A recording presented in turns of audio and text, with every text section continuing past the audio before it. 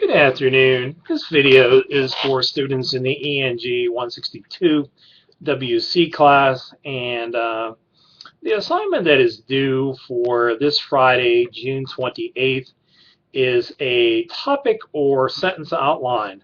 And there's also one other one, but let's go to the outline first and just make sure we're clear on that. So if you click on the class, and if you look on in assignments, and it says outline due Friday, June 28th. And so I mentioned, like I said, you can do a topic or a sentence outline. And if you click on the first one, which is a sentence outline, she did hers on psychological disorders. And notice how much easier it is to write one of these sentence outlines, because you don't have to break it down into all the subpoints. And again, that I wanted to tell you is anytime you break something down into a subpoint, you need to do so in divisions of 2. So you can't just use one. So like, for example, if you broke anxiety disorders down into, under A, if you wanted to break that down, you'd have to break it into 2 different parts. But this is what if I was writing it, I would actually write a sentence outline, because it's much more simpler to graphically or detail describe what you want to get into. And hers was 4 pages, and she had 12 sections of the paper. Most of these are 6 to 8 sections, but I just wanted to show you hers first of all. I want to see, I'll just go through these and just comment on them briefly and just have you look at them. Again, this one by Christy Fiorina, Oral Rehabilitation in Toddlers and Infants. She does use sentence outline, and under step or number 7 with that one, under A, she does use a list of points, which is acceptable to do if you want to break something down further. She should actually have it B under number 7, but basically, her pattern is pretty good. The next one to mention, and like I said, that yoga topic, and this one I actually prefer, like under the ones at the beginning are bad, yoga defined, India history, and so on. But I really prefer when she gets to B on page 2, yoga for any age and fitness level, and then health benefits, physical benefits. And she also uses affecting heart disease through yoga, improving sleep quality. So she doesn't use just words, but she uses descriptive phrases. And so that's a very good example for that one. The one, shrinking self-esteem by striving for satisfaction. This one is a sentence outline, and she has 7 sections, which is much more typical than some of the others. And then this one, the last one, under diabetes, I know this one's longer. She really used more of the topic outline format, and she has like 10 parts to this. So like I said, as long as you're like 6 or 8, that's pretty much sufficient. So I just wanted to mention that. And then the summary assignment, as I said, that's like 500 to 750 words, although some people are like more than 1,000. So as long as you sufficiently cover the key points, that is basically fine. And so I just wanted to go over that a little bit. And then for that week of July, the 4th of July, that Friday, July 5th, at the discussion board, you need to post at least 4 or 5 paragraphs for the rough draft of your research paper. So, that's something that you have to get into. And I just wanted to review, look at the syllabus, and just tell you a little bit more about what we have to do for the remaining parts, remaining time of the semester. And it's hard to believe, like I said, the 4th of July is upon us so quickly. For the Friday, July 12th, which I'll be posting fairly soon, you have to do quiz 2, which is much, much shorter than the first one. For the week of the 19th, for Friday the 19th, you have to do the second draft of the paper. And for that one, we're looking more at 4 to 5 pages or more. But again, that'll be posted at the discussion board. And then for the 22nd of Monday, the 22nd of July, you have to do a research paper status report to tell me how far along you are and so on. And then the final draft of the paper, I said, due by, Friday the 26th. And then I'll return it to you by the 29th.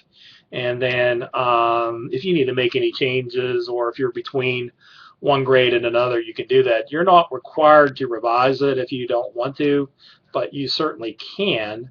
And so that's entirely, your option. So we don't have an exhaustive amount of work to do, but we have a good variety of work yet to be completed.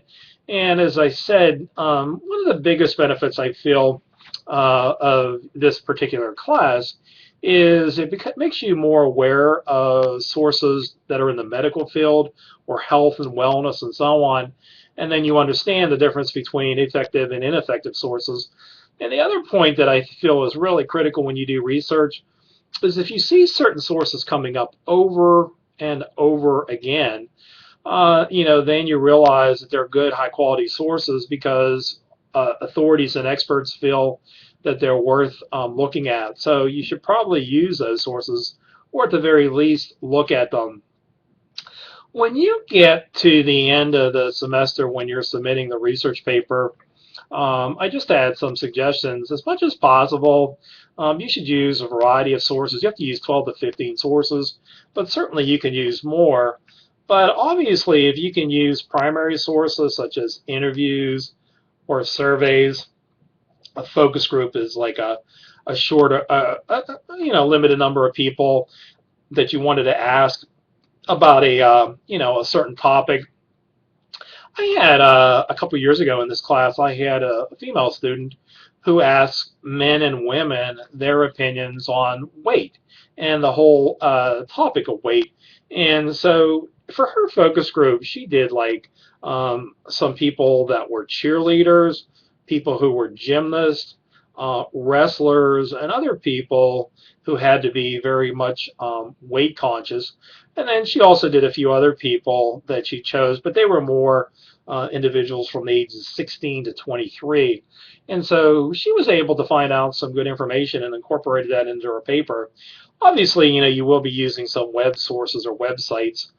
If you use books, try to use books within the last 10 years, unless you're using some historical perspective, but try to use at least some books. If you can use reference books of some sort, like the Physician's Desk reference, or if you were using, the alternative book of medicine, or alternative health, and so on, you can definitely do that. Of course, you can use other types of, secondary sources. So you can use books, you can use periodicals, you can use websites, and so, do as well as you can. And the other type is encyclopedia. So that's what they consider tertiary sources. And so, Encyclopedia Britannica, but they have a number of other sources. And of course, if you need to consult dictionaries for the writing you have to do, that's always helpful. So I did want to mention that. And the other item that I wanted to tell you as far as formatting your research paper when you do it. So it's, again, they're like 12 to 15 pages. If you want to make it longer, you can. What I like to see is after your title, that you give an overview to cover. These are the main sections of this paper that I'm going to be focusing on, and then, your overall thesis statement that you're going to be looking at. When I gave the quiz, one question that was asked is, are you required to use headings in an MLA style paper? You are not. However, they are extremely helpful because, like, if you were writing a paper on depression and you wrote causes of the depression, so there can be environmental, there can be physical, there can be emotional. So if you have like causes of depression and then underneath that you have the subheadings, it's easier to see the breakdown and the division. The other part, like I said, with the using headings is really, really helpful. If you have a heading and you're covering 2 or 3 paragraphs, one thing that you want to do as well before you move on to another section, you want to use like a review, rehash, summarization paragraph to review what you talked about, and then connect back to your thesis, and then lead in to the next part. Also, when you write, I always talk about using sources and try to practice introducing, especially quotes in different ways, because you can use stated, stressed, emphasized, indicated. You can use a stronger, neutral, or weaker verb as far as that goes. And then, of course, you can introduce a quote with a person at the beginning, and then the quote, and then the person in the middle with the quote started, person in the middle, and then the quote. And then, of course, you can have the quote and then the person at the end. And, of course, you can summarize as well. You definitely don't want to have research for more than 40 or 50% of the paper, because you want to use your research, but you want to draw your conclusions and advance them as well. Now, the other points that I wanted to tell you as well, you are not required to use visuals, but if you want to include pictures or charts or graphs, you can certainly do those. And if you do incorporate them, underneath them, you should indicate the source of your information. But like I said, pictures are very, very helpful to show, like if you were doing skin cancer, or if you were doing cancers of the throat or the mouth, you could show more specifically as far as what they look like. And then the other point too, when you write, try to use transitions to go from point to point. Try to bring those in and incorporate them into your writing. And then when you finish off a research paper, something that's usually helpful to do is between the body and the conclusion, you want to have sort of a transition. So you can say review or recap or something of that nature, but you want to go from the body into the conclusion.